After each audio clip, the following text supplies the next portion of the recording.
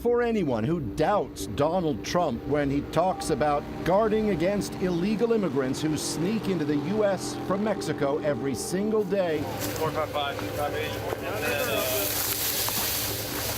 Consider the Rio Grande riverbank here in the small town of Roma, Texas. They're spread out. Somewhere down there, in the thick of all this, U.S. Border Patrol agents have just spotted something. Right where I'm at, I'm talking to you, it's a cavern. Someone, maybe more, hiding deep in the reeds at river's edge.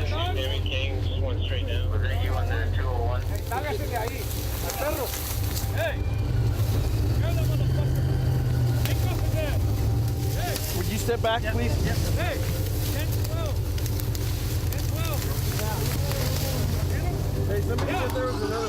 Soon enough, they're captured and handcuffed.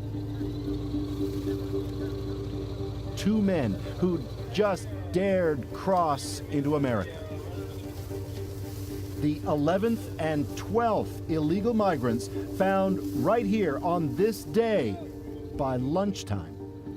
A place where there's no wall, no fence, just that river separating the U.S. from Mexico.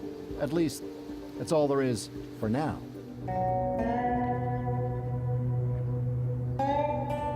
If Donald Trump has his way, one of these will be the kind of thing that'll soon change that border forever.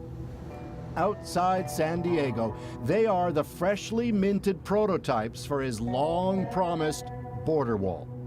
Catching the eye already of Border Patrol agents kicking the tires, checking them out. Each with pros and cons, slight variations, but a key theme.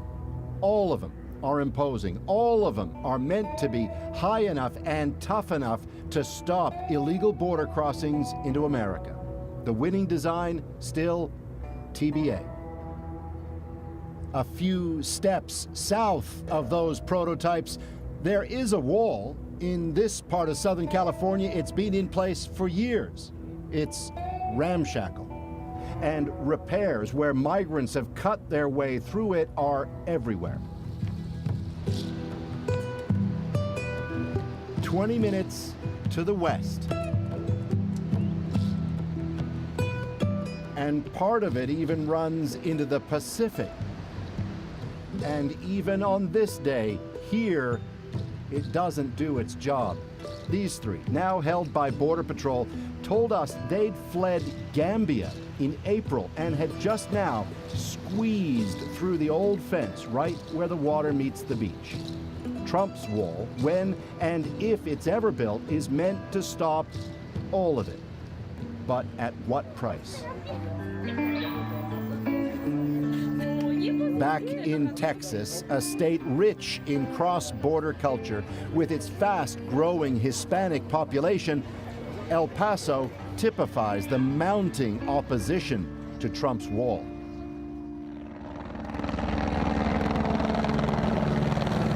So who is that? That's Border Patrol. That is one of their helicopters. Because we're standing here near the border, they come out to check us out? Well, they do that, yes, because of that, and also they do that in a regular way. Human rights activist Fernando Garcia took us just outside the city where there's been a wall for a decade and where Trump's plans to make it bigger and more imposing are met with resentment on both sides. Cuando Donald Trump se vaya de aquí, van a poner una reja más chiquita y todos van a estar cruzando. Y van a quitar esto cuando se vaya Trump. Ándale. Cuando se venga otro presidente. That when Trump leaves, they're gonna tear down this wall and they're just gonna put a fence so people will be able to come across. Buenos días. Buenos días. For millions of Hispanic Americans, Trump's bigger, stronger wall is little more than a big, ugly symbol. We're talking about hate, and we're talking about issues of race, and we're talking about xenophobia. That's what is the essence of these walls. Do you believe Latinos will rise up and register and vote and change the future of Texas because of this wall and because of immigration policy? I don't have any doubt that Latinos are going to be more active politically. And I do believe that there's going to be a major backlash a political backlash. And though Trump talks about a wall, fact is that old fence stretches along a fair chunk of the border already. Even if, in parts, it can seem absurd. In some places, it just stops. Elsewhere, being often not quite on the actual border, it cuts through farmland. So they've left gaps to allow American farmers free passage within their own country. In yet other places, geography makes a wall seem needless, let alone problematic, not to mention unsightly.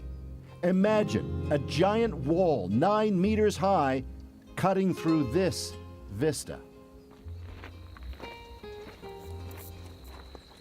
So when we look out there, I see those hills, that's Mexico, right? That's Mexico. Actually, it's Mexico 40 yards away from here.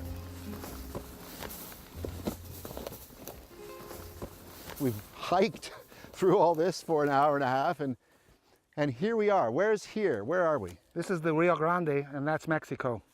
That's Mexico right there. Right there, 20 feet away. Bill Addington's family has ranched here for generations. Trump's wall would cut through his land, block access to the river, slash the value of his property, and rip him apart. It really does break my heart that Americans have come so far as to be so much in fear, and some of them in hate against people that have been our neighbors here for a long time. Add more Border Patrol agents, he says, drones even, but not a wall. No way, no how. Building a wall over this against the will of the people that live here, such as me, will come over my dead body, to be honest.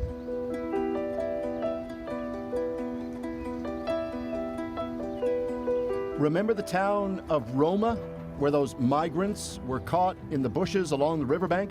Even here, there's opposition for Trump's wall.